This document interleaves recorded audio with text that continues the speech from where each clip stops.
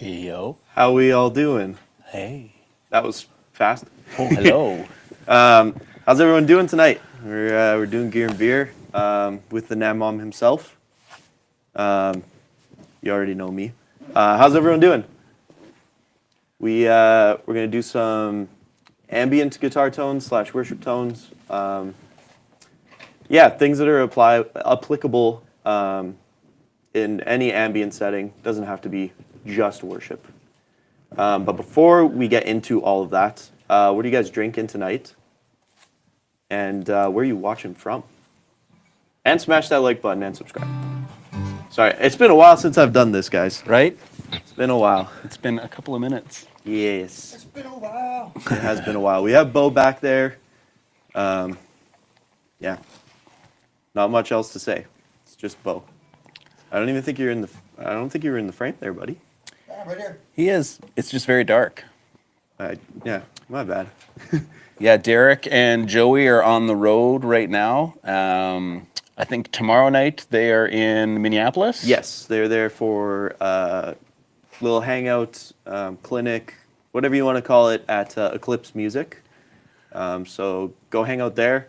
That's Thursday night. Yes. Friday night. Friday they will be in Fargo for Flatland Guitar and Lutherie. And I actually picked this guitar because, well, actually I didn't. I picked it because it's awesome. I thought about it later. This is a John Mark, and these are made in Bismarck, North Dakota. And they have one of these at their shop in Flatland. So go check that out. It's in like this nice, like the burgundy mist kind of like pinkish looking thing. Yeah, something Derek would hate. Yeah, but I love. Nice. So, yeah, go check that out. I keep every time we go there, I keep picking it up and looking at it, and you need to go check that out if you're there. Nice, yeah, Coca-Cola. Drinking some Coca-Cola from Okanagan Valley. Nice. Drinking Coke too. Nice. I have a PBR, as is tradition. Terrible, terrible beer. I'm just drinking a lime La Croix tonight. Just crush Yep. it. Cheers, everybody. Yep. Okay, well, if you guys have any questions, drop them in the comments. We will get to them eventually. But with how this live stream format is, we're going to be looking at this computer quite a bit and playing some stuff. So Bo will write it down, and then we can look back at it later, and we'll answer your questions. So stick around. So yeah, let's start with the acoustic, the elephant in the room. Yeah. What is it even doing here? Yeah, so we were talking about what we should do when Derek wasn't here for the stream, and I was like, well, I could call my dad and see if he's able to come.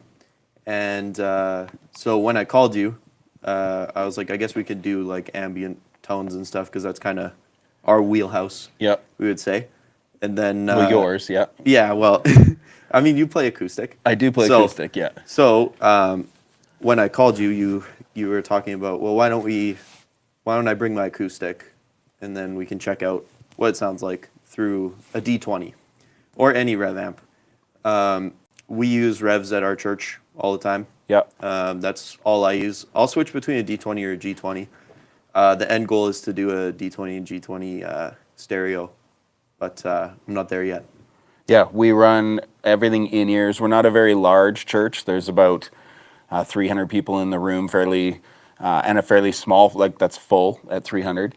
But we have everything's. There's no stage volume, no stage noise, no monitors. Everything's in ears. So we run 2 notes for the bass. We run D20 or G20 for the electric. The drums are in a nice fishbowl and all mic'd up, so Stan gets to just rip and play as loud as he wants. So, yeah. So we thought it would be kind of interesting to see what does an acoustic sound like going through the D20, and show you sort of how you can kind of sculpt your acoustic tone a little bit, and then send that direct to front of house if you were wanting to do that in a church setting. I have here a Taylor 714. This is a few years old already. I got it years ago because back in the day I was a huge Dave Matthews fan. and I'd seen him play this one once. It's a little different than many of the Taylor models because it's got a cedar top rather than the spruce top, so it's a little warmer, which sounds great when it's all by itself, but sometimes gets a little muddy and lost in the mix. So we'll show you a little bit here of like how we had kind of scooped out a few things just to give it a little bit crisper and clearer tone to get through. And Yeah, less muddy. Yeah. And so we've got the D20. One of the best things about the D20 is you have the 2 notes remote, the torpedo remote. So I use my torpedo remote quite a bit. I use it to get a high pass on, sculpt a certain amount of tones, boost some frequencies, lower some frequencies, you know, the boring stuff, but you gotta do it. So basically what we're doing here, and we've got a camera for this. oh, look at that. Almost. Picture in picture. Picture in Wait picture. for it, wait for it, wait for it. Wait for it. Boom! We're professional around here. Look at me go, dude. I'm learning. Yeah, you're learning. So, we have the 2 notes software here, the torpedo remote. Basically, we can just, well, you know, we'll start with it deactivated, and we'll see what it sounds like completely flat going through the D20 here. So yeah, I'll just give you like.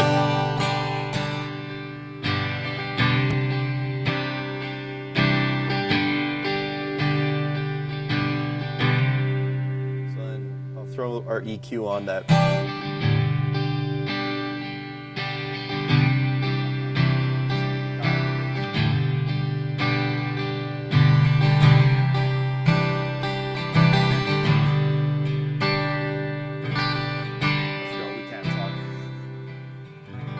Yeah, that's what I was trying to say. Lavs are. Oh, now I'm doing it. Yeah, Yeah, no, lavs are down when an acoustic is going. Yeah, so. yeah, that's my bad, guys. I forgot that since we have an acoustic in the room, I can't talk while we're playing.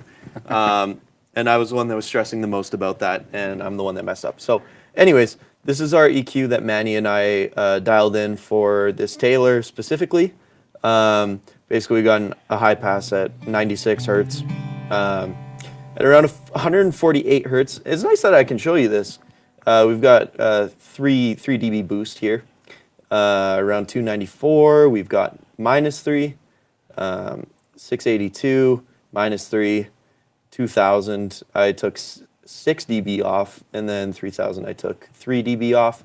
The reason for that is just that a lot of the low mids is where you'll get all the like muddiness.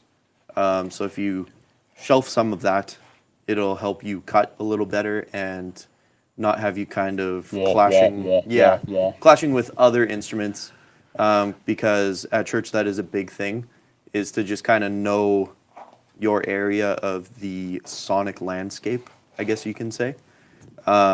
So acoustic guitars mainly are fighting with the keyboard because they play in the same range. And how we use our piano is it's very bass heavy and like almost synthy, like not like an aggressive synth, but like Yeah, there's still a lot of left hand yes, with our so keyboard players. So what's nice about the acoustic is you can just shelf it and then sculpt some of the stuff that would clash with the keyboard. And then I was messing around in here, and I've never actually seen this or used this because I really only play electric, so I never tried this out. But this enhancer feature's pretty awesome. So here, I'll give it to you without.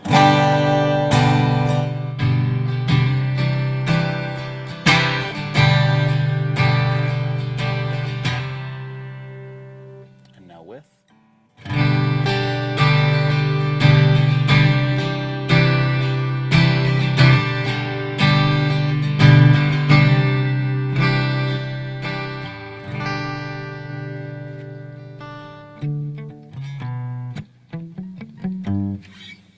So that just kind of gives it a little more body. Enhance. Yeah, just gives it a little more body. I didn't really mess with the thickness or the brilliance because the brilliance kind of gave too much treble, made it sound a little ice picky, which is not what you want.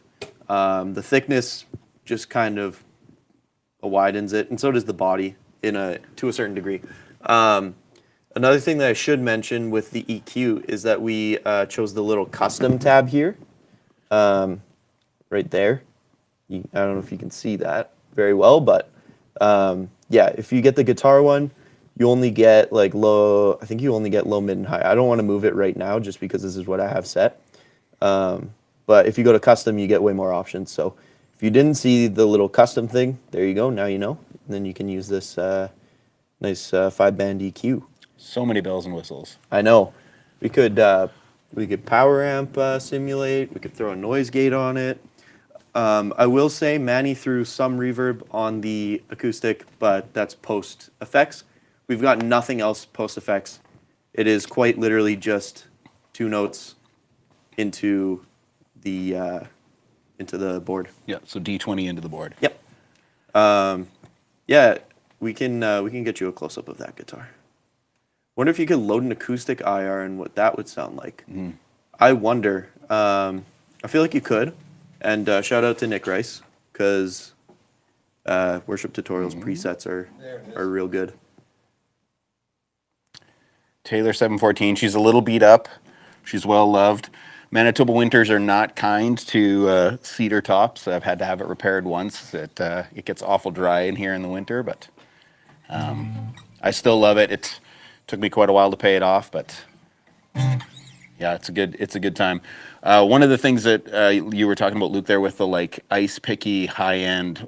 One thing I often find in churches when we're trying to mix in a room and you're fighting with the keyboard is the sound techs will tend to pull out a lot of the body of the acoustic and just kind of have it As like a percussive. yeah, just picking trying to kind of cut thing. through the mix. And so being able to send them a really good quality Ready to mix. yeah, signal. exactly. Where it's kind of like, here's what the tone should sound like. Gives them something better to work with rather than just, flat EQ straight through a DI and out to the board. And so, yeah, a couple of our sound guys are always like, hey, whatever you give me, like I can only work with what you give me. So the better quality stuff we can send to the front of house, the less magic they got to work to make it happen. So, Yeah, that is what I like to do. Is I like to make the sound guy's job a little easier.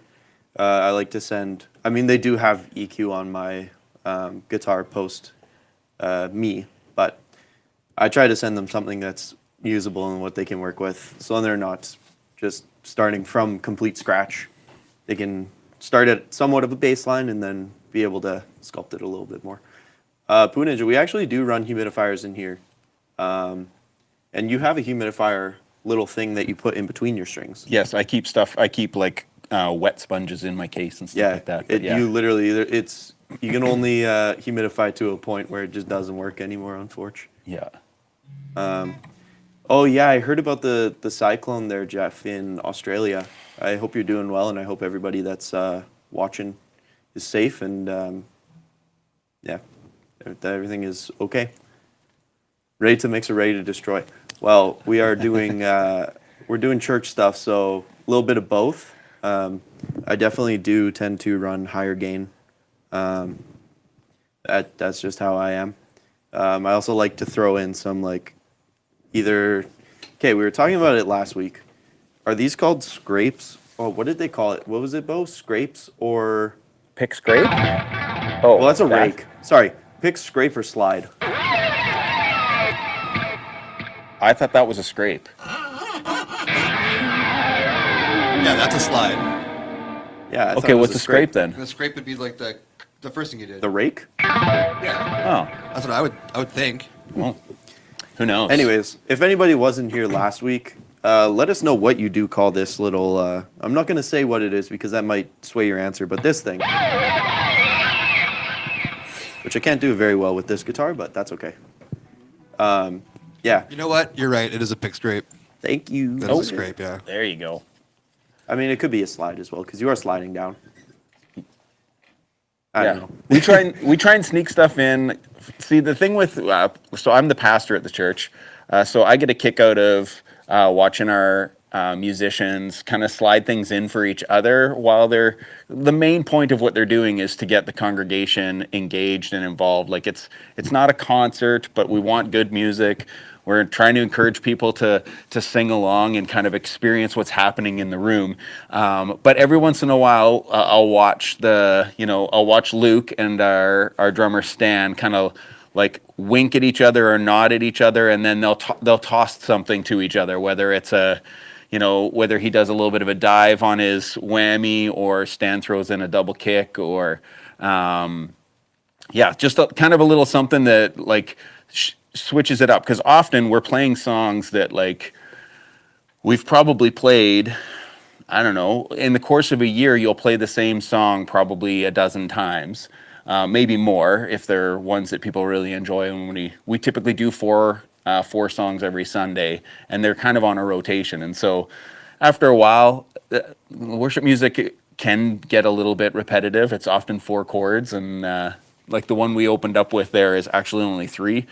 So yeah, having some fun little things that you can kind of sneak in a line of Top Gun or something like that in the middle of your solo. And That's more Derek that does the Top Gun, but I do have a good story. I was playing at our youth camp, so it's grades 9 to 12. So that was in August. We were playing this like super quiet, just stripped back little music while the pastor came up and started praying. And I started throwing in, I was doing some sort of, like what I like to do in those times is I'll use my timeline, which I don't have it right now, and we'll get to my rig in a second. But I have like this auto swell that goes from 0 to 100. Like, so, and it mimics me doing this, but I don't actually have to do that. I can just play. We were playing, and I was going. Yeah, that's what it was. I was going. So I was playing Everybody Wants to Rule the World, and nobody realized it, and I thought it was awesome. it's a good time. Yeah. Yeah. So I like to do that a lot. Is I'll throw in. I haven't been doing it recently, but sometimes I'll throw in a little. When I'm playing with the little cover melody. band, I try to throw in the Sweet Child of Mine lick. Yeah, into every single song if I Oh, can. nice. It just spices it up. It always works too. Yeah. It doesn't Yeah. matter what key or what I don't songs. remember how many Christmases ago it was, but we would do the song "What Child Is This?" where it's like. The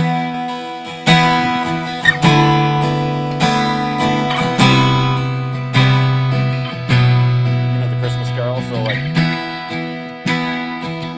And then I was like, hey, that starts on an E minor. What if I did.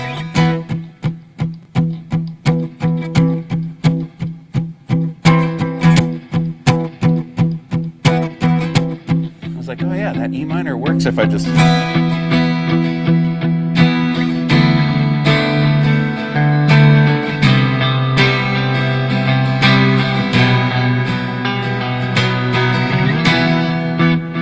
Yeah, so half the room's like, you better lose yourself, and the other half's just staring off, has no idea what we just snuck in. I don't know how much you could hear of that whole story, because we keep forgetting that we can't. Right, talk I over can't the talk and play at the acoustic. same time. I'm trying so hard, guys. It's all good. We're making your life. Honestly, we keep forgetting.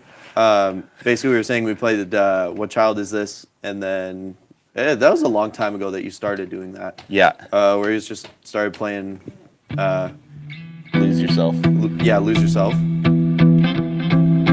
But we was it 2 years ago now or 3 years ago now? We did the Adele one. What was it? And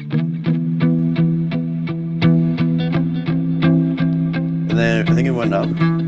Oh yeah, Yeah, we did the Skyfall, like. Yeah. Yeah. Yeah. So we just throw in whatever we can, and everyone laughs a bit, and then realizes that church is actually chill, and then it's all good.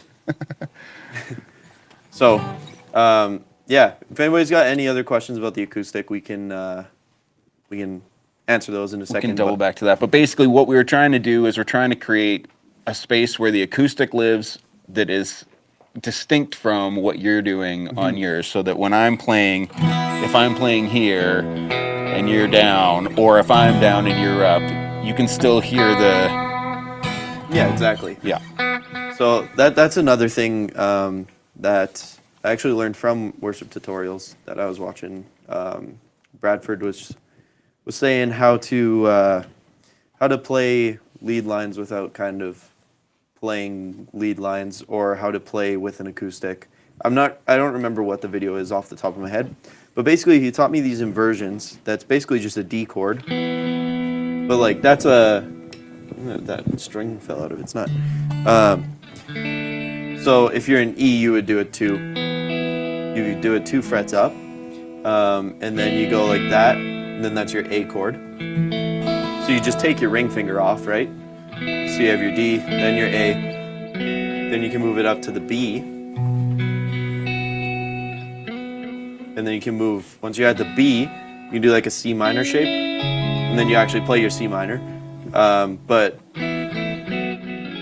those 2, 3, 4, those 4 chords you can move anywhere. So when I'm playing rhythm, or actually when I'm playing lead, and I don't really have a line that I'm playing right now because most times it's only one electric guitarist that's on stage. So I kind of have to compromise, play rhythm as well as do something that sounds lead-esque. So like I'll just do this here. So if I'm ripping it, like, so I can go like, I should set my delay properly. That would be helpful.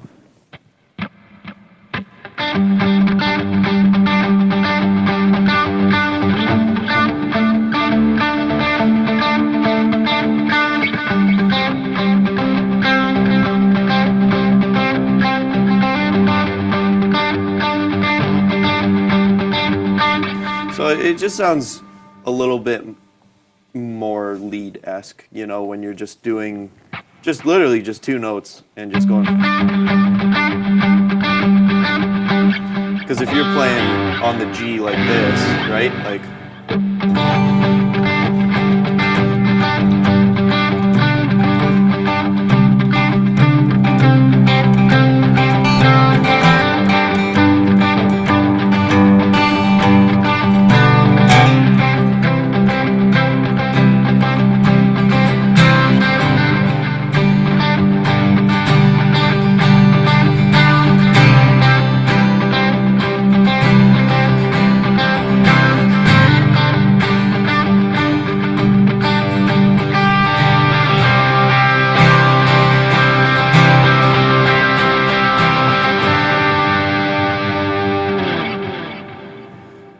So, yeah, you can do just the 2 notes, or like what I did there at the end, I can open up and do the 3.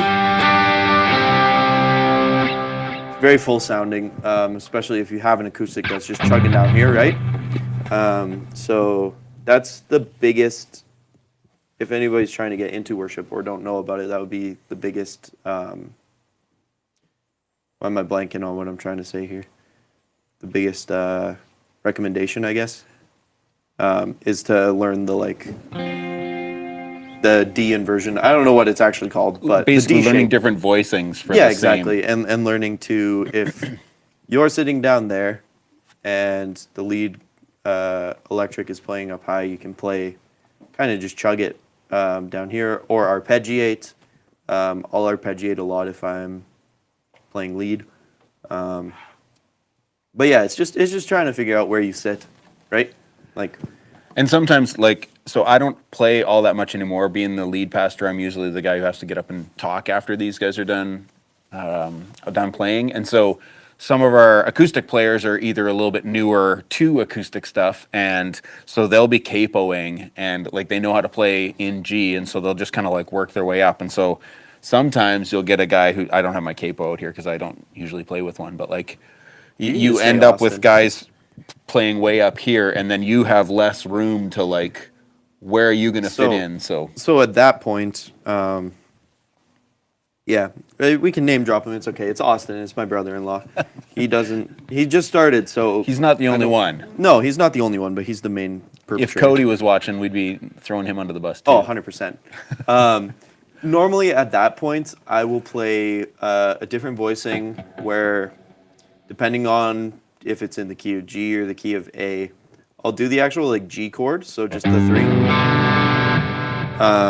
But typically I won't use that much gain, like I'll just go. Maybe I will if we're going into like a big chorus or something. Typically, this is my sound. Usually, I'll use a Strat, but I guess I can go over my board right now. Who cares? There you go. So right now, I got the John Mark Meridian, goated. Got the Tilt Overdrive. That is all I am using, and then the Avalanche Run and the effects loop. Just got this really nice like washy cloud reverb with some delay that's just going quarter notes. I don't know how to do dotted eighths on this other than doing the trick where you go like 1, 2, 3, 1, 2, 3. So I didn't want to bother with that. But yeah, all I use with this board is the Tilt Overdrive, the Avalanche Run, and then I'm going into a D40 here. I'm just on the first channel. Everything is at noon except for the bass is just at 1 o'clock and the volume's at 1 o'clock. I had the Brighten boost on. I don't know what happened to it, but there. Now I have it on again, and it sounds good. So, yeah, learn some triads and a few inversions of those. And dyads, too. I would agree, Nick. Yeah. I saw a comment earlier that said, like, isn't it like some of the ever notice the best riffs are the most simple and are the most powerful. It's true. Like 100%. One of the things we try to create when we're playing as a team on a Sunday morning is trying to create a mood, an atmosphere, you're wanting the groove, you're wanting the vibe, and so when you settle in with a great drummer who's just like right in the pocket, nothing fancy, and you're just Yeah, I was gonna say like you're not playing like crazy, right? Like we're not playing prog. We're not the hardest time signature we use is 3/4, which is harder than 6/8. yeah, which we never do. No, exactly. Maybe The around Christmas time. Christmas carol or a hymn. But yeah, it's usually 6/8 or 4/4. yeah, exactly. So really, all we do is I just kind of see how I'm feeling, depending on what beat, what the feel of the song is, and so a lot of like just 4 on the floor, just like we call them like opening songs, which are just the most energetic, I guess you could say. Yeah, I'll do that.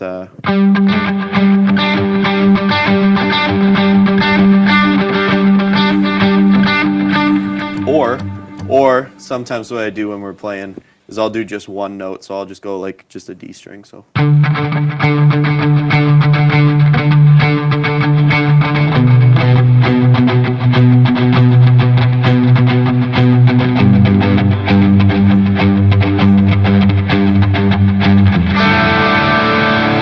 And another big thing about church is just big, stupid, big open chords. I throw that in as much as I can. Derek does too. When he plays rhythm, and then I'll play lead, and he'll just crank just wide open chords on a humbucker in the bridge.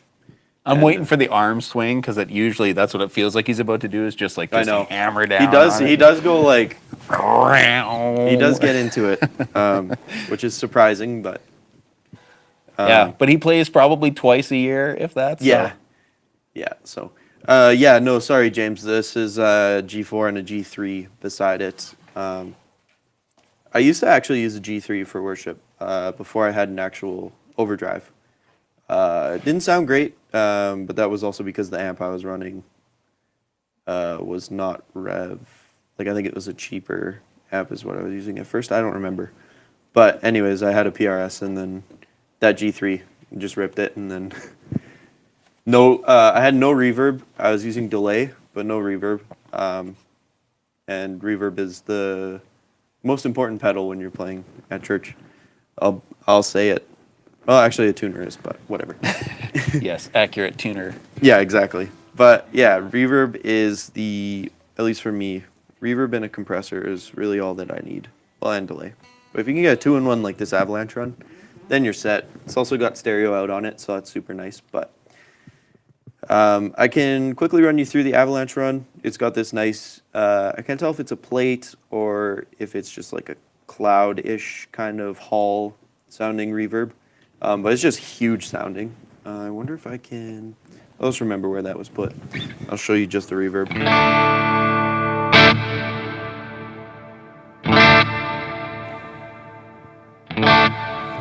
So anything big, spacey, and not too aggressive sounding, like not too trebly, I guess. But something not too bassy because then it'll get all muddy and then sound like a thunderstorm kind of thing. That's kind of what I'm looking for. And then yeah, this delay is just kind of like a tape kind of thing where it just trails off. I only do 4 repeats. I don't do any more than that. Because then once you start going into more repeats, then it starts to repeat into itself kind of thing, and then it could sound wrong if you're playing a bunch of different notes, and then it just gets all messy. But that's kind of how I run my electric. I will use my Keeley 4 knob compressor quite a bit, just to extend the lines and add some sustain. If I'm playing low gain stuff, I want to have my guitar have a lot of sustain, so that's what I use for that. If I'm feeling pretty crazy, not really crazy, I will use the tilt overdrive, like both sides, into a chat breaker. Or no, sorry, chat breaker into the tilt. Yeah, it sounds massive. And then, yeah, reverb, delay. I'll use some chorus. Derek hates when I use chorus, but I like the chorus sound. I don't use anything too crazy. I just use like a little bit of warble. Nothing where it sounds like 80s, where it's super fast and just woo, woo, woo, woo, woo, woo, kind of thing. And then I use tremolo as well. Again, more like a pulsing tremolo, where it won't go fully out, like fully muted. It'll kind of just go like that, just to add some texture. Because you got to do what you got to do when you're only one guitarist. So Yeah, I was gonna say we're like typically there's an acoustic, bass, electric, and one keyboard player. Like Yeah. occasionally the keyboard player is also running just a pad that's kind of like Droning. ambient droning in the background, but for the most part it's just a 5-piece with the drummer, but like it's not like there's 10 of us on stage and you're just focused on one little line and like I need to cut through with this little thing. Yeah, You're kind of exactly. having to do all of the yeah. yeah, And I gotta have something that covers all of the bases, whether it be playing rhythm, whether it be playing rhythm quietly, like in a quieter part, playing lead, get a lead tone, and then playing lead quietly as well. And I think another thing is using the chorus really helps cut through as well, just because you have that warble kind of thing. You don't sound like, I don't know, it just adds more texture. I don't really know how to describe it, but it just adds movement. yeah, exactly, adds movement. Because That was typically, very snarky of you, man. well, other than I didn't mean it to be snarky. I'm sorry. Oh, it was. one of our acoustic players just picked up Helix. a Helix, and he's been running actually his acoustic through the Helix. Yeah. But before that, none of us were ever using any effects on the acoustic. Like the acoustic would have a bit of verb on it, and that's about it. So to differentiate between the two guitar sounds, like you having modulation, you having delay, you having some of that stuff helps you Yeah. like fit in the mix a little different. So Yep, 100%. And another thing with electric guitarists that play at church, at least that like I've experienced, are, and that's not saying anybody at our church. I'm just saying like when I attend other churches, and I see a lot of people are scared of digging in and playing with higher gain. And if you're an electric guitar player and you aren't playing with a lot of gain, you tend to sound pretty similar to the acoustic guitar. So that's kind of how I justify using higher gain, I guess, because then it differentiates a little bit more, where it's like, oh, this is a guitar sound, like this is an electric sound, as opposed to an acoustic. But that's just me. I don't know. I'm always an advocate for higher gain in church. when you get away with it at ours anyway. So Oh yeah, 100%. Yeah. Is anybody drinking anything different now? We'll do a little intermission here, I guess. little update. Yeah. Well, what are you're drinking 1919 there? I got a delicious 1919 over here. Yeah. Nice. Yeah, we Little brown recognize stuff. that this stream's maybe a little bit niche for the people who do church stuff and or don't do church stuff, but hopefully there's some tips and tricks in here. We were going to plug the fact that Derek and Joey are on the road right now, and if you want to check out their podcast, they Yes. also have started. The Golden Age of Gear. Yes. Yeah, that's out every Fridays, I believe. I could be wrong, but I believe it is Fridays. Just go to our YouTube channel. You'll see the Golden Age of Gear. Check it out. They've got a good amount of episodes out now. I think we're at 7 or 8 now. I think. And yeah, it's just kind of talking about gear that they love, gear that they Yeah. have on their boards, or gear that they've been inspired by, and Yeah. stuff that one of them has and the other one doesn't typically. Exactly, right? and it's just showing people what's cool. You know? Yeah, and it's usually one of them giving back the pedal that they borrowed Yeah, that 3 too. years ago, and yeah. Nick said that for this type of music, I always say that your best clean tone is actually a bit dirty. Too Yeah. clean won't shine through. Yeah, I agree. My clean tone, I actually forgot to mention that my clean tone is always the tilt overdrive, the boost side of it. Typically with a neck pickup on a Strat, it's pretty bassy. So I like to roll that tilt EQ a little bit more to the left side. I guess for you guys it would be this way. But lower it down so then it shelves out some of that low end while still keeping, give you a little bit of a boost in the treble so it sounds a little bit more gainy, I guess. I don't know.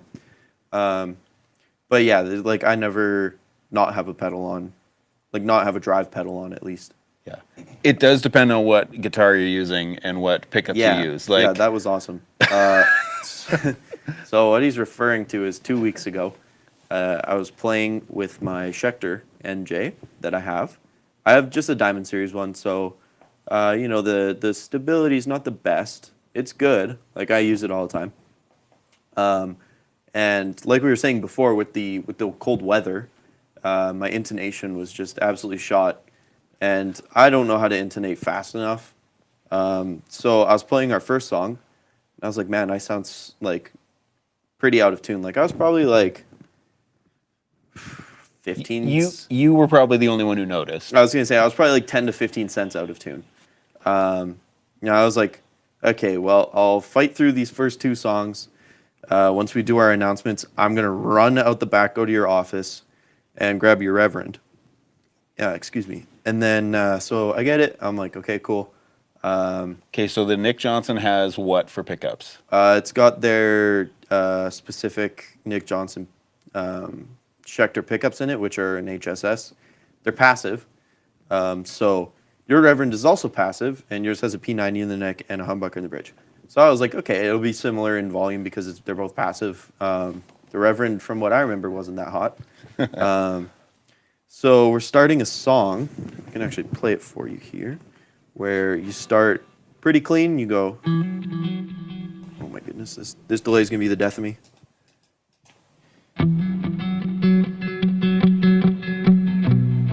I can't do this. I gotta find the dotted You're eighth. like, at some where's point. your timeline? Yeah, I didn't bring it. Unfortunately, I should have.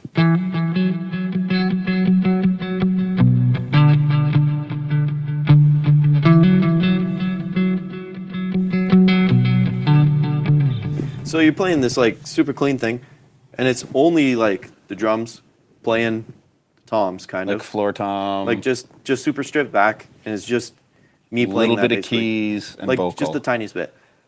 So I started playing and I was like, oh, I am clipping horribly, and like my amp is right in front of me, just in front of my pedal board, and I can see the little clip light right beside the headphone level just strobing red. I was like, oh man, that's the worst. So I was like, okay, well, I'm going to turn down because I'm clipping too much, so I don't want to. Like everybody's ears were getting absolutely blasted with electric. So I was like, okay, this is a bit of a nightmare, but whatever, I'll fix it. So I turned it down. I don't have a talkback mic. I've been trying to fight for one for years now. And I think that this has solidified why I need one, because I was trying to tell the sound guy to turn me up, like turn my gain up to gain stage or to like level set with the new Reverend, right? The other guitar that I had. And he wasn't able to understand because I was not saying anything. I was just signaling, going like that. But you know what? I just level set it in my own ears, and then it was fine. Yeah. But at Moral that of the beginning, story is a P90 on a Reverend. so it was the P90 in the neck, and it was just so bassy and so loud and shrill. It was crazy. Sounds great when it's not clipping like crazy, or when you want it to clip. It sounds great when it's clipping Yeah. too. But Yeah, I that didn't want it P90 to clip. rips. Yeah, Michael. So I am an ordained reverend.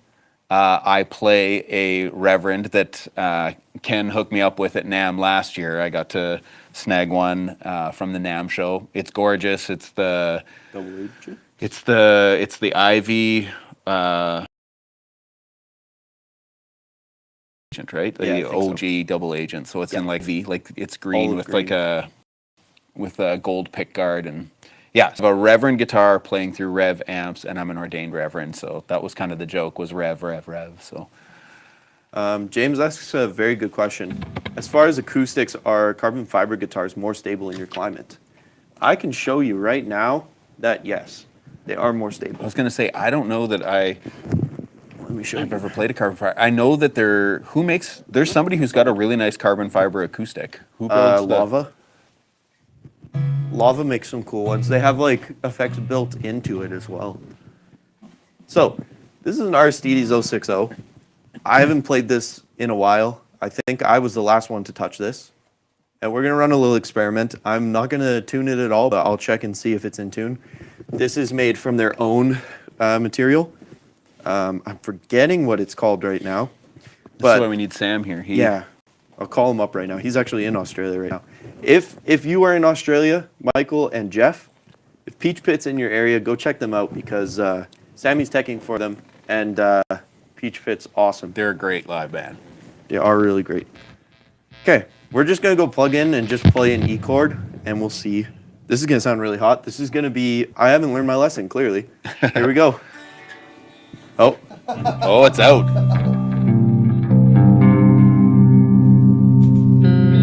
Oh. Okay, I Oh, that lied. sounds really good. I lied. Okay. But anyways, the neck adjustment, like it's dialed. You can't really see it. I guess tuning It wouldn't sounds be dialed. affected. Yeah. The tuning wouldn't be affected, or the tuning would be affected, but the actual like adjustment and stuff, the action is super low still. So yes, Aristides and any like carbon fiber would help a ton in our stupid climate. Yeah. McPherson makes a killer carbon fiber. Oh, really? Interesting. All right. You Well, gotta be careful that was not to play, embarrassing, otherwise but you that's can't okay. hear anything. You know what? I have no shame. I tried, and it's fine, even if I failed. Sorry, everyone. Okay. Well, speaking of fails, if you haven't ever checked out Worship Fails on Instagram, it's a lot of fun to watch. It's embarrassing for those who've been like caught with their zipper down. Typically, it's something like they'll have a backing track and it'll be in a different key than the guitarist starts in or the singer starts in, or their auto tune doesn't work out. We don't run auto tune.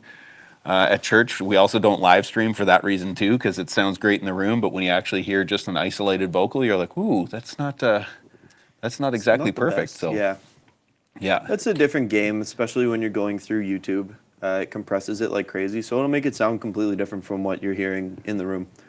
Michael, nice. Glad you got to meet him. Yeah, Peach Pit's great. I haven't met them yet.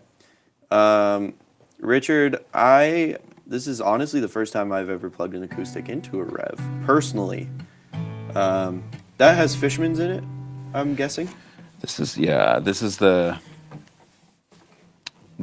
Taylor expression system. Oh, This is okay. Taylor's Okay. proprietary, and actually, I think everybody at church Has Taylor's. has Taylor's Or Everybody's- uses your Taylor. Yeah, Right? yeah. So, I actually did lie. I've used my PRS P20E, which is like a parlor guitar, through a D20 in a pinch. And it has the Fishman piezos in it, and it sounds good. So I like the Fishman piezo, and then I guess the Taylor expression. But anything else, I'm not an acoustic player by any means, so Yeah. I don't know. But I'm sure you could dial it and make it sound real good. But And I haven't had, this is the only acoustic I've had in, Forever. 15 years, something like that. Yeah. Sam was telling me, because he was asking me what we were doing for the stream, because he's just wondering. Also, he does a lot of our social media posts, if not all of them. So he was like, oh, well, what's going on for the stream? Because he's in Australia right now, so he knows nothing. So I was telling him. And he was like, oh, that's sick. Neil from Peach Pit's actually using an acoustic into an amp. And I don't think he... Yeah, I don't remember. Anyways, he uses an ABY switcher, and he sends the DI. And then for stage volume, I don't know what amp he's using, but he was using the amp on stage for volume. And then I was like, oh, well, what guitar is he using? And he's like, 90s Larrivee. And I was like, oh, that's why it sounds so good. Yeah. I get it. Yeah. So yeah, I guess the Larave's through amp sound really good too. And I think Sam's gonna post something about that pretty soon here. And by pretty soon, I mean I think he's recording it tomorrow. And by tomorrow, I mean right now. Right, because what? Like, think. what time? Yeah, tomorrow Australia time. Man, Tomorrow I our tried. time? I tried. They are in calling the him. future, you guys. I tried calling him today at like 1:30 to talk about the stream to him. And then I looked at the world clock, and he was in Brisbane. He might still be in Brisbane. Anyways, I looked and I was like, oh, it's 3 a.m. I was like, oh, I'm so sorry. Oh, you're using Fender Deluxes. Okay, nice. Thank you, Michael. There you go. But yeah, you guys are in the future. Yeah, I called him, and the first thing he said to me was like, it's the future. It's tomorrow. I was like, yes, Sam.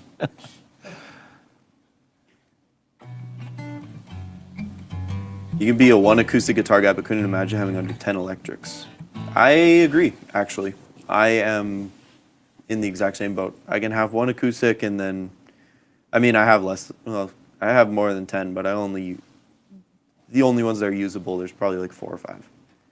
Yeah, Nobody uses 10, but everyone wants to own at least 10. Yeah, exactly. I should clarify. I have a couple of like kind of garbage acoustics laying around home that are just like for people to pick up and play when they're just hanging on the wall, like $20 picked up at a garage sale or whatever. And then yes, I have a handful of electrics, even though I don't really play electric.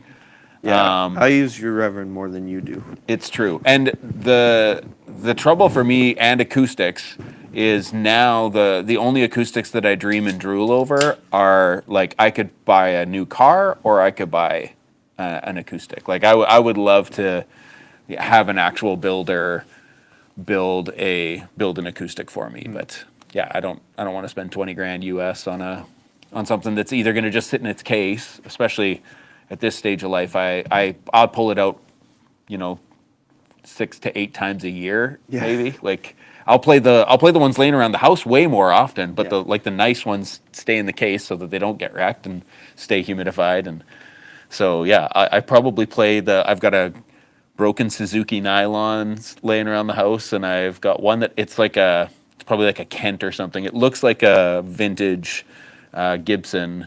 Oh yeah. So it's like $20, and yeah, there's no name on the headstock, I don't think. No, but it's kind of got the like. It looks like it's a jumbo like style. Yeah. So it is like a Gibson kind of thing. It looks like a peanut. Well, no, parlors look more like peanuts. It's like it's just wider. Yeah. That actually sounds really good. It's actually I bought that for $20. Yeah. It's pretty sweet. I find you can get away with cheaper acoustics better than electrics. I'll say it. Yeah, it depends what you're using it for. be Yeah, honest. that's debatable, I think. I'll be honest. I'll say it. I'm not afraid to say it. If you're just laying around the house, yes, but like Well, yeah. Like that. even like this is a decent guitar, but you put this up against like Joey's Collins, like if you play a Collins next to this, you're like, why would you play a Taylor Trash, right? But compared to the old, what did I have before? I had a JB Player for a while, acoustic. Wow. I don't remember if Derek probably still has his. We were all hot for the Yamaha APK or APXs. I think they actually had like a graphite back on them and like a flamed maple top. They were kind of all the rage back in the 90s. That sounds right for Derek with the flame maple top. Yeah. All right, Nick. Yeah. Nick, go mauling. Bring your mauler. Have fun, buddy. Yeah. I gotta text come. you. You got to come to Winnipeg soon, buddy. Come in the summer. Yes, come in the summer. Let's figure it out. Yeah, or I'll go to BC. I don't know. BC / your area. I won't dox you. Don't worry. Yeah. Um, You're dangerously close to Abbotsford. yes, exactly. Yeah. Yeah, no, I think for my use of an acoustic, I can get away with getting a $20 one and just playing it on the couch, and it feels nicer than a $20 electric, in my opinion. Yes, accurate. Yeah. That's what I was meaning to say. Is Yes. that $20 acoustics that you can get randomly feel better than $20 electric guitars. Yeah. Therefore, electric guitars are nicer and better. Okay. Yeah. Easy. What acoustics, if anybody here has one and like frequently plays one, what do you guys have? Because I said I have a PRS P20E that I use, although I gotta fix it because one of the tuners, since it's like a butterbean kind of plastic tip thing, it cracked magically after somebody was borrowing it. And Wasn't then- me. No, it was Maddie. But it might have been his sister. Yes, exactly. Yeah. And then it only tunes down now. It doesn't tune up. But the butterbeans, I can't find anywhere to buy them, and I gotta find one where I can just buy one. I don't need to buy the whole thing. Right. You I don't don't need a to whole spend set. $80 on one tuning peg, you know. Yeah, yeah. So, gotta find those. But, and then yeah, you have your 714. CE. Derek's got a really nice 914, like the. He has an 814 and a 914, I think. I think so. The 814 is a 7-string, or is it baritone? He has or he used to have a baritone. I don't know if he still I does. think he does. I got into Taylor's because of a guitarist named Aaron Sprinkle, who used to be in a band called Poor Old Lou. I saw him live doing an acoustic show, and he was playing his dad's. Back then, it was a 815, and it had like a Florentine cutaway on it, and it was like a jumbo, just huge sounding guitar, and it had the Fishman in it, and it just sounded amazing, and I was like, oh, that'd be nice. I'd love to pick up the Jeff Tweedy Martin. Actually, I would love to just own a Martin. Fender Strat Acoustic. Is that the fully acoustic one that they did like a while back, or is that the Like it looks like it's got Acoustasonic? more of a telly style body. No, so they had a Strat acoustic that was just an acoustic Strat, and then they came out with the Acoustasonics, which are what you see now, Oh, okay. if I'm not mistaken. Oh, I saw it. Guilds are great. Guild guitars are great. I'm actually borrowing a buddy's Guild Acoustic right now for a bunch of like acoustic gigs I have, and that thing is so slick. It Yes. plays so good. Yeah, no, they're And awesome. a D140. Yeah, very nice. Oh, Richard, nice. You got a Gretsch Electromatic Pristine Jet. What color is it? Let me guess. Black Sparkle or Silver Sparkle. I had Those are my two favorites. I had for a the Gretsch. gold electromatic, not the Jet, but the what's a 5120 or something like that. I can't remember the model number, but it was the hollow body with the Bigsby, and it was nice. Okay. But I was like, I couldn't get it to stay in tune. No, I'm okay, thanks, man. College guitar. Oh, Poo Ninja. What a guy. The Strat acoustics have the resin body with the PAs. Okay, yeah. So it's it is the one that I'm thinking of, where it's the like almost fully acoustic. Where it doesn't have that little Ooh, pickup. cream white. Oh, cream white Gretsch. That's nice. I haven't really played many Gretches other than your gold one when I was like 7, and then Derek had a country gentleman, and then the white Falcon that he has. They're nice. I'd love to get a Gretsch baritone at some point, but I think I'm leaning more towards the Dan Electro baritone. Baritones are cool. I think for churches. my next, like, I'm sort of on the like birth year train right now, and I'd love to score a 76. So I'm born in 76. I'd love to get a 76 Telecaster Deluxe. Black on black would be nice with the maple neck. And the Strat headstock, the Yeah, oversized one. yeah, oversized headstock. So I'm not as familiar with, like, there's a few years of Martins where they're not, like, they're Great. kind of the ones you want to avoid, and I feel like it's kind of the mid 70s. They're They're not nearly as nice as some of the older, and then kind of when you get back into the 80s, the quality sort of picked up again. But I still feel like a not great Martin sounds better than, yeah, or like an old Many an old things. Gibson hummingbird acoustic would be pretty sweet. So Yeah, it sucks that I'm so young because 2003 is not a great year for many guitars. yeah, Who knows? Maybe in the future, but I feel like the mid 2000s was a dark year for a lot of companies. Gibson. yeah. Hey, I got a mid 2000s Gibson, and I love that thing. Okay, fine. What year is it? I think it's a 2005. Oh, okay. Well, maybe I'll pick up a 2003 Gibson. Is yours like a Les Paul? Les Paul Studio. Oh, nice. With like weird electronics in it too. It's like a pretty bizarre model. 64 Strat. Isn't that the year of Excalibur? Isn't that Excalibur's year? It's the 64 Strat. I don't remember. Wayne's World, bro. Yeah, I know, but still. No, Bo was asking. He's like, I don't know what that's from. Oh yeah, Flux, the electric Takamine, like everybody wanted the Garth Brooks, like all black. Yeah. Yeah, there's a few that like I would be happy to have hanging on my wall. Yeah. and- Me too. yeah. Yeah, James, I've seen your Bo Diddley. It is a crazy looking guitar in the best way possible. Have you seen those? Yeah. The Bo Diddleys, yeah. Yeah. So for a basement head from '64, yes, that is a nice nice amp right there. '64 basement. Another question that I wanted to ask everybody is, do you guys use rev pedals or amps at your church if you play at church, or even just like clean ambient stuff? You know, doesn't have to be at church. Could be the church style-ish or anything. Like U2-ish. That kind of thing. Shoegazy. Somewhat shoegazy. I guess Shoegazy is more a little more reverb distorted in the and front of the amp and fuzzes, fuzz.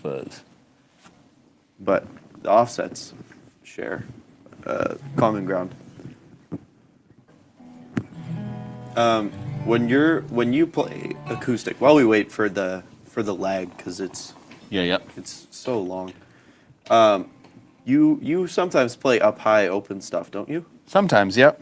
A lot for like intros. Yeah, and it'll depend if I'm in E especially, I'll play an A up here, like.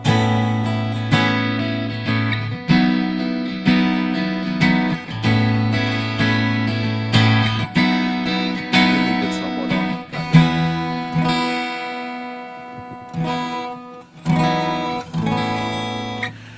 But yeah, I don't do a whole lot. I'll sometimes find a different voicing for like a C sharp minor. Yeah. But yeah, for the most part, I try to play as much open chord as possible.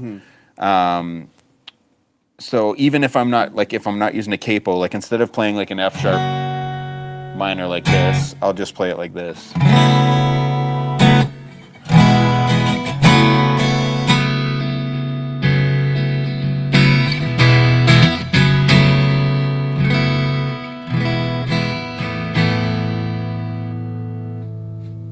Yeah, trying to leave as much open as possible to let it ring out. Yeah, exactly. You're learning a lot about worship tones, and you find the high gain use very interesting.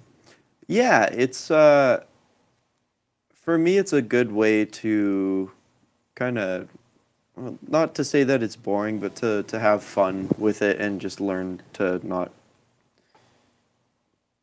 I don't know, do my own thing, you know? Not that I'm doing my own thing by using high gain by any means, everybody, or like a lot of worship guitarists do. I just like to differentiate myself from everybody else, and somebody who listens to metal a lot, if not exclusively, I like to incorporate a lot of that into my playing. That's just kind of how you are as a guitarist, right? What you listen to, you'll play and be influenced by what you listen to, I guess. So growing up listening to like hard rock or classic rock, whatever, I'm always down for the big chords in like decent high gain, you know? Like if I'm playing a song and I can just go as like an intro, just rip some big open chords or end it on like a big trashy ending, I will do that as much as possible. But a lot of the times I won't. I'll do that for the first two songs, and then in the last two songs when it's getting louder. So a lot of the structure for worship songs is you'll do like verse 1, verse 2, chorus. Those will all be super quiet, and then the instrumental back into verse 1 again, or verse 3, or whatever other verses you're going into. That was such a tongue twister for me. I don't know why that was so hard. It'll be a little bit louder, maybe like some more toms, just a little harder playing.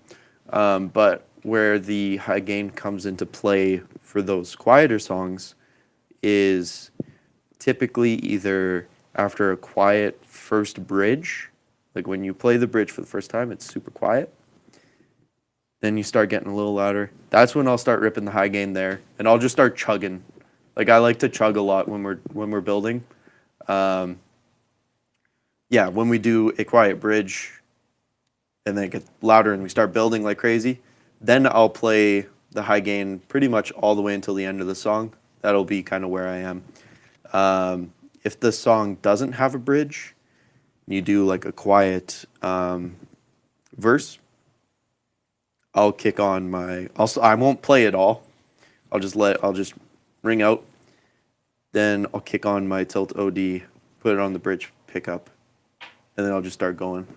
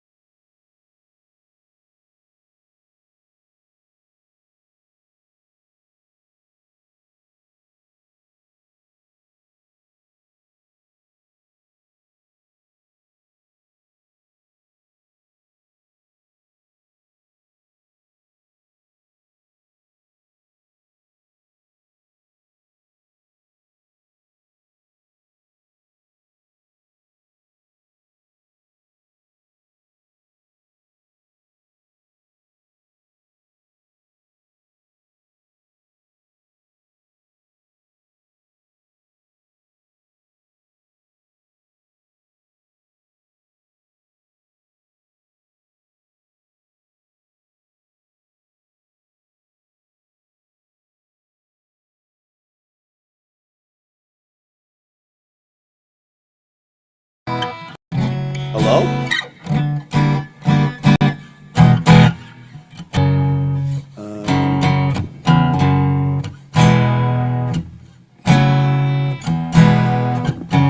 Can you hear us? Question mark. Question mark. Can you guys hear us Still at nothing? all?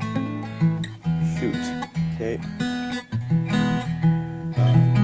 Oh.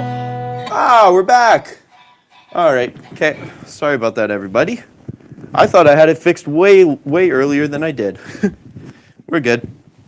Okay. And we're back. We are back. I don't even remember what we were talking about, but we're back. That's all that matters. We were talking about you and your heavy tones and Yes. sneaking stuff in. The thing is you'll be playing high gain, but it still serves the music. So you were talking a little bit about how, like, if it's kind of starting off with a quiet, slow burn, you're not in there like.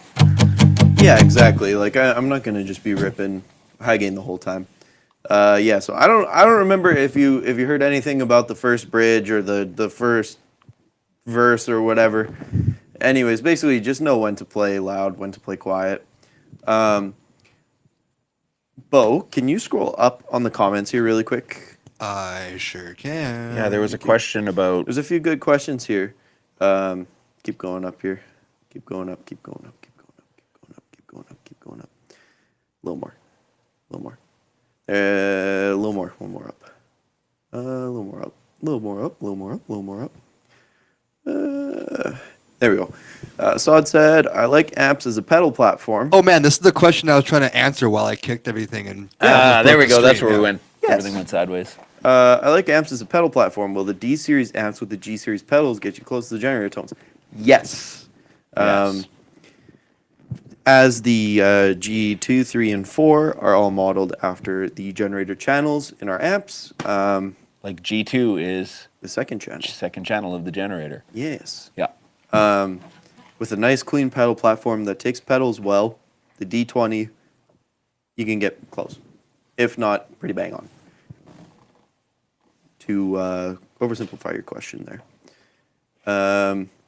And then, yeah, it depends on how high gain you play. I would agree with James to say start with the G2 or G3 for sure. Mm-hmm. If you want lower gain, go for the G2. If you like tight high gain, go for the G3. That's Like- what we're known for. Like, so I'm not an electric player, but often when people have asked me about the G2, I've been like, well, when I've played electric, like Tube Screamer is what I kind of had on my, and the G2 is the closest when I would play through our stuff. The G2 would be the closest to the Tube Screamer I used to play on my board. And then the G3 just gives you a lot more bark. Like, yeah. I use the purple channel with a 7-string mainly. I don't use it for anything else, really. But that's just me. I don't play high gain with a 6-string. I'll either play low gain, by high gain I mean like modern tight high gain, like the G3. I won't use it with a 6-string. I'll use it with a 7-string. And then a tilt boost to kind of clean up the low muddiness that a 7-string would give you. Assad, nice. Are you getting some crazy Tolex options going on in the customizer? I would love to see it. If you click this link up here, see, I can do this faster than Derek because I know where to point. That QR code right here, right where I'm pointing, this one, Yeah, up in the will corner. get you yeah, to yeah. our Facebook community. Go join that, and then please post a screenshot of your D20 that you're looking at getting. I would love it. Even if you're like fooling around and like, oh, I kind of like this or kind of like this. I love when guys are just like, I'm torn between these 3 or 4 different. That's what's great about the customizer is you can kind of like, you can go wild with some color options Oh, yeah. and We have 50 question mark different Tolex options. yeah, a Feels lot like more than 50 when at I least. used to do it. Yes. Back when we started, that was my gig around here. Was I did all the woodworking and Tolexing, and so the first I don't know however many amps, first few hundred amps, definitely would have been Tolex by me. In fact, the first 740 that I Tolexed, I was like, this is awesome. I'm going to keep this one, and I was going to get to keep it until we realized we had to sell it. So somebody if you have one of the early 740s and you want to take it, open it up the inside and you see a signature in there, I think I signed one of the very first 740s I Tolexed way back in the day. So, but yeah, now we've got way more options. Back then it was black, it was white. Seafoam was our first actual color. Yeah, seafoam. That's what I remember at least. Yeah. I was gonna say I have a story about signing in the head shells actually, because Rich and I yesterday were moving a bunch of stuff around, just kind of organizing, cleaning up around the shop. There was this 120 that I saw was sitting on their desk, on their table, and they were like looking at it. So I just kind of looked over, and they're like, "Oh, your signature's in there." I was like, "Oh, that's my first head shell I've ever Tolexed. Was Nice. it's still here?" I was like, "Oh, I should build a 120 for that." Oh, you want to get on that while Derek's away? Yeah. I also, I Right do on, have, I've got a 212 and a 112. The 112 was Tolex by, so, Well, I'm the 742, right? and a 740. The 740 and the 112 were both Tolexed by our brother. So I'm the oldest of the three boys. Our younger brother Kurt passed away a few years ago, and he used to work with us. And so I've got a matching white rig that he Tolexed that's sitting in my basement, and I'll never sell that one. But No. you'll find a few of those. There's a few of those rigs around that Kurt did. So Yeah. yeah. Yeah, it's super awesome. But yeah, now if you order something custom Tolex, it's Dave Dave and Rich that are Corey's putting it together building for the you, and they're head shells. so much faster and so much better than I was. So Yeah. Well, the thing that blows my mind the most is that Dave can do the cornerless stuff. Yeah. Like flawlessly. yeah, those And with D25s look pretty sick. Yeah. Bo, would you be able to scroll up a bit, please? And by a bit, I mean quite a bit, because there were a few comments like back near that first one there. Somebody had asked about a combo. There it was. Which Rev tube amp combo model would be the best for all around sound, blues, rock, and metal, but it's a very clean tone when needed? A tube amp combo, like combo is in. I think somebody commented that we really only have one combo. Yes, I was gonna say a combo is in like an actual combo amplifier would be the D25. That's all we have.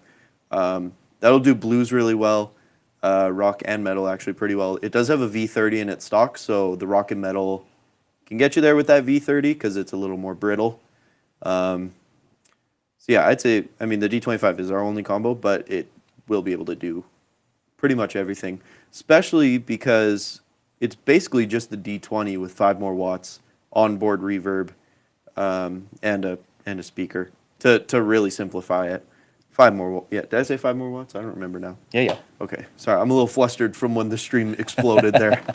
Again, I'm so sorry. No, you're you're all good, man. good, You're dude. good, you're good. We're not allowed to talk about a potential combo coming, are we? No, Okay. no. Yeah, no, we definitely can't mention Wow. that, Scott. Yeah. Okay, cool. I'm new here. Oh boy, that's fine. Yeah, I mean, we're always working on stuff, so Yeah, there's always new things in the work. yeah, 100%. But if you're talking about whether you mean a head and a 112 or a 212 or a 412, I love my 112 with like the D40 is amazing, but like a D20 or a G20 with a 112 puts out a whole lot of, like, in a small venue you've got lots of headroom, and you can and it'll stay clean and chimey even at pretty high volume. But That and our 112 specifically are oversized, so there's a little more bass and a little more depth. So if you're playing by yourself, you'll be able to hear that you'll have more bass. It'll sound a little nicer when you're playing guitar by yourself. But since it is oversized, it'll push more, right? So it'll get you going in some pretty big rooms actually. You don't need a 212 or a 412, but you could though. And you could get 2. Are you planning a Synergy module? I can't answer that. I know Derek had been talking about it. But again, I can't say for sure. How potentially soon? That's a secret. I can't. And Yeah. they might not even put out the combo. I don't know. there's a bunch of things that I've like, oh, when are we putting that out? They're like, I don't know if we are going to. Yeah. Like Dan's always designing and coming up with cool ideas, and it's so maybe one day we'll see. Can you scroll up a bit, please, everybody? Just like the tiniest bit. I just want to see. The customizer rules: spend months trying different combinations before deciding on all purple black Bronco. Yeah, I saw your 10th anniversary. It was pretty sweet. I don't even know what I would do with that customizer if I was able to customize whatever amp I want. Do the dark cherry, dude. There's Oh, a so you few did. colors that I'm like I really love that. So mine's all white with black piping on it, so it kind of looks like a white tuxedo. I love the look of that, but it gets dusty looking, and it gets like keeping it clean's a little bit. I love the carbon fiber. That's pewter truck. Right. Yeah.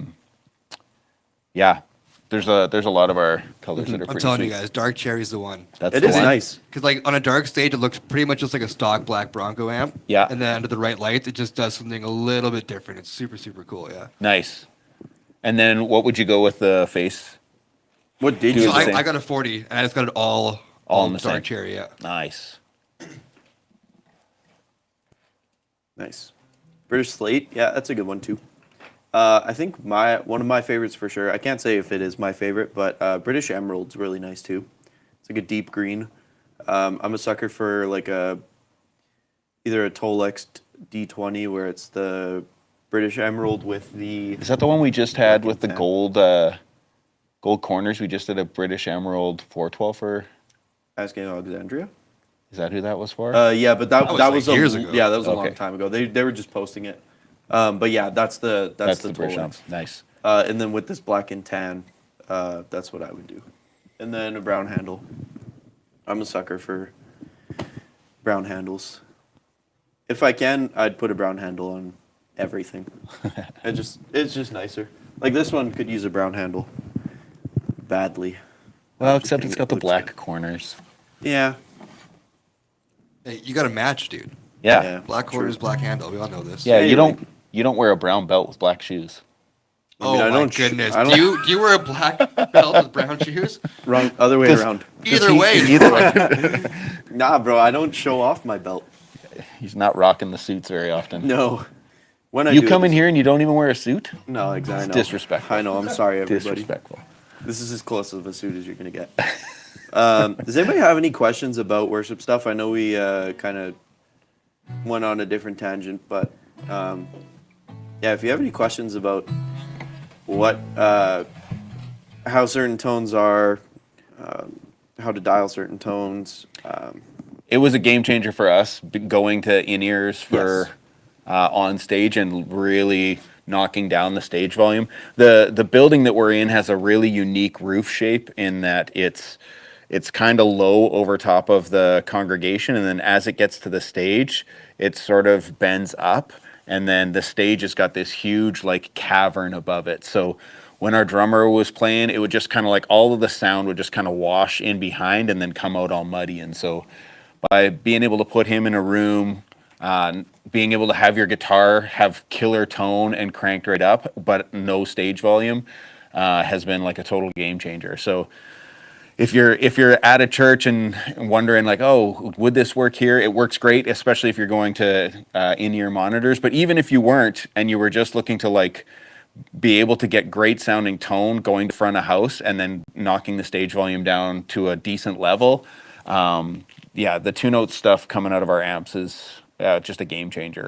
And like we don't, or I typically don't use an amp on stage when I was using this, but being able to sculpt this a little bit, it'd be like, oh, this would be pretty sweet to be able to pull this off every Sunday. So yeah, and then also with the software, you also have reverbs that you could throw on. Like I know we have a reverb going from our board, but if you really wanted to, you could set a reverb on your actual thing here.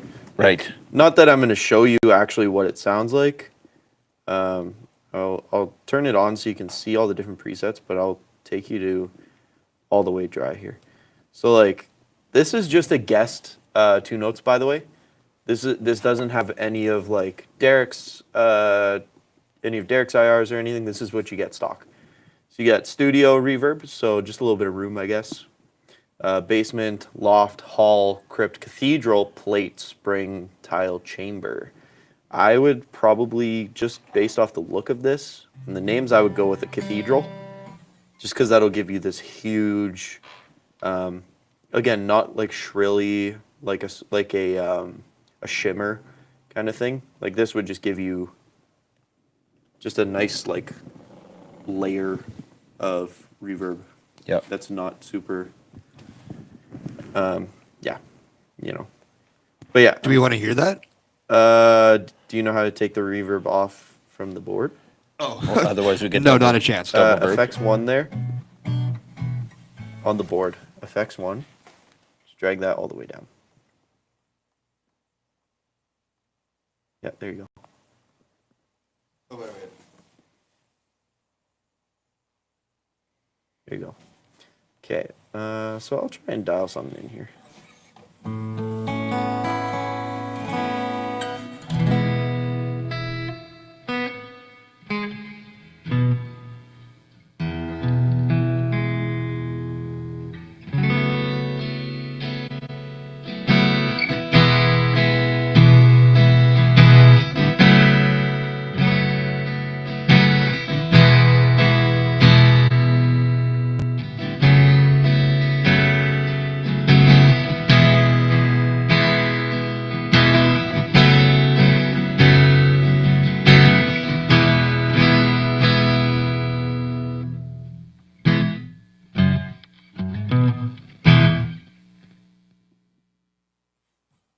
So I think I would go with something similar to that.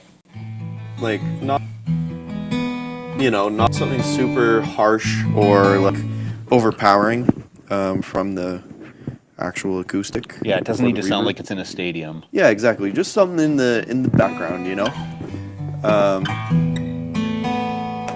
just something to throw something on to spice it up, So like the echo, normally on reverbs, I absolutely hate the pre-delay option. I hate when it changes my actual guitar tone coming out. I like to just have my reverb in the background and not muddy my tone at all. Just throw something in the background. So like echoes and pre-delays, you can get crazy with them and they sound good in context, but with what I'm doing, I don't need that. Typically, I'll put the size as almost as high as I can to get a pretty crazy decay. Just also width. Color depends. From what I briefly heard there, I think it adds like some top end to it. So I didn't put it all the way up, but I gave a bit. So that cathedral, yeah, it sounds great.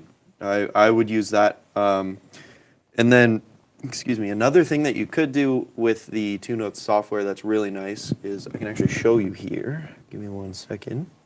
If you go up to this little save button here, you can click save, then you can change it to a certain preset. So let's do it to preset 2. So then it'll save the preset for you.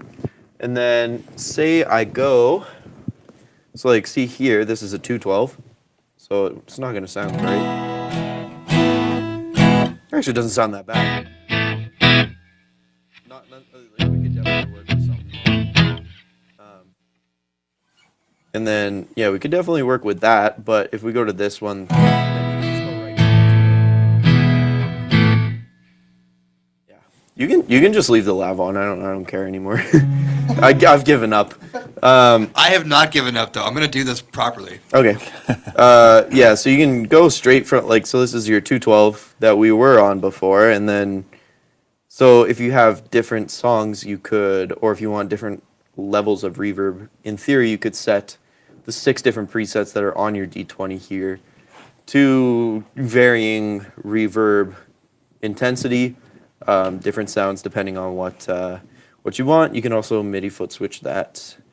But yeah, it's nice that you have 6 presets that you could just, like if I wanted to use that reverb and wanted to have the flexibility of being able to change the intensity of it based on a song, you can just load this same preset into all the other ones, so you can press save and then save it down the line, and then change the reverb, save it that way. I'm sure there's a better way to do that, but that's what I've found how I do. So, yeah, and we're not going to mess with the gate or the power amp simulation. Sam and I did a stream about that a few months, maybe even a year ago now, where we were showing the power amp simulation. Yeah, no problem, Saad. It's a very helpful software that I use quite a bit with even with recording stuff too. I'll change my IRs, I'll change the microphones, mic placements, power amp simulation. Typically won't use reverb because I have a reverb pedal that I like. But I definitely could use that enhancer now that I've tried it and actually like dialed it and like tried like swept through the knobs and stuff. We definitely could. I definitely could use that for sure. Yeah, it does so much, and it's pretty user friendly. Like, Yeah. and it's like you can play around with it. You can, if you don't save all your presets, you can play around with it and then just go back to the original setting. And yeah, so it's a great program that comes with every one of the amps. So Yep. And also another thing that I've been doing recently is I've been taking my G20, running it through my audio interface in the pre mode, so it bypasses the power tubes, and then it's basically just a DI signal, and then depending on what modeler I use, I'll turn off my cabinet if the amp sim doesn't have IRs or cabinets in it. Yeah, that's what I've been doing a lot, is that I just run it as a DI and then can use an amp sim. Or I use the IRs through it because they sound so great. But when I'm playing live, I just run straight through G20. I like the clean channel better than the D20. Like the G20's clean channel I like better, which is an unpopular opinion. I was gonna say, do you like it because you're also doing some of the high gain stuff on top of it? What do you like better about the G20 than D20? I don't know. I think it's just a more modern, clean channel.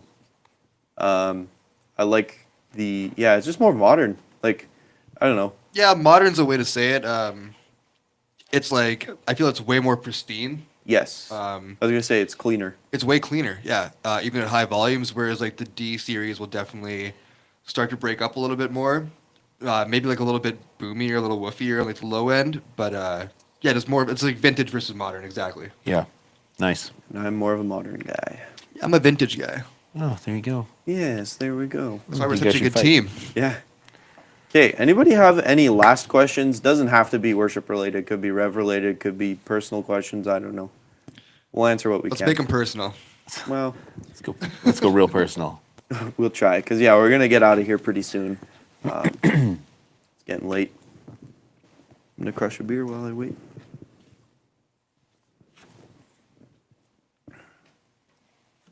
Anybody got any new piece of gear other than that Gretsch? Yeah. I didn't. I didn't. We just got back from vacation. We were wandering through a record store, and in the back, a guy had a '63 Ludwig in white marine pearl that he only wanted $2,000 for, and I was so very tempted. I'm a drummer first, so but my '68 Ludwig sits in the closet most of the time anyway, so I don't really need another. But yeah, when you stumble across those kind of nuggets, kind of hiding off. Like when Derek pops into guitar stores and is like, hey, look at this thing hanging on the wall. It's like, yeah, those are the best finds when you just wander in somewhere. I'm not a drummer, and even I want that. Right, It sounds exactly. so nice. Why is the sky blue? That is a good question. It's because the molecules in the air react. I don't know. It is, light refracting off of, Yeah. I don't know. Yeah. I feel like There's a really great Louis C.K. bit about that where it's like, I didn't pay attention in school. Why are you asking me these questions? not wrong. Okay, we'll give it two more minutes. I'll grab my guitar here and get ready to play the outro here. Better get your questions in.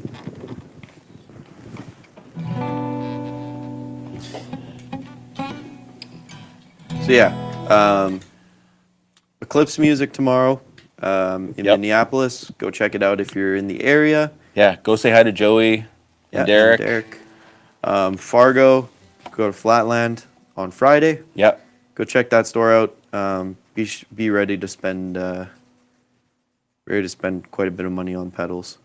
Steve wants to know how long of a data cable you can use for the G20. A data cable, like MIDI, like a 5-pin MIDI cable, or what kind of? Sorry, I don't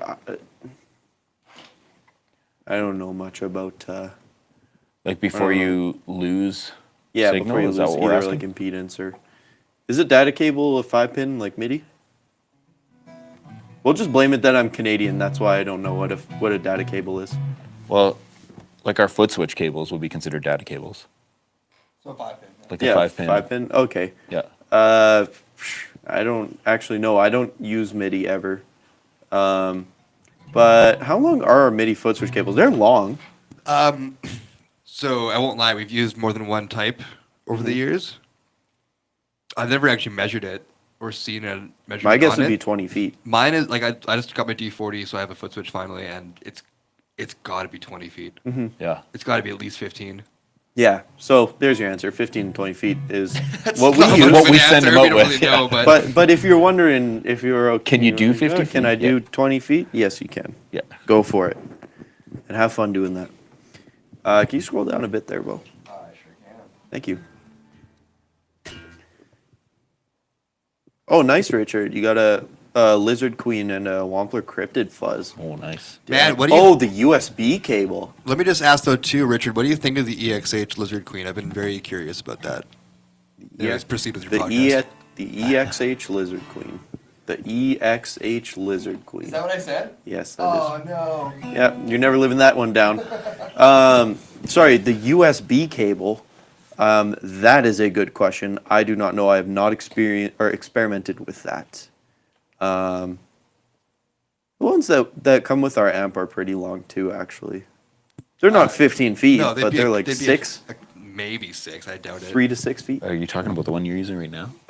Yeah, that's like 6 feet. Yeah. The one that we're using right now. So we have the D20 plugged into this laptop that's here, and it's about 6 feet long. Not having any issues at all.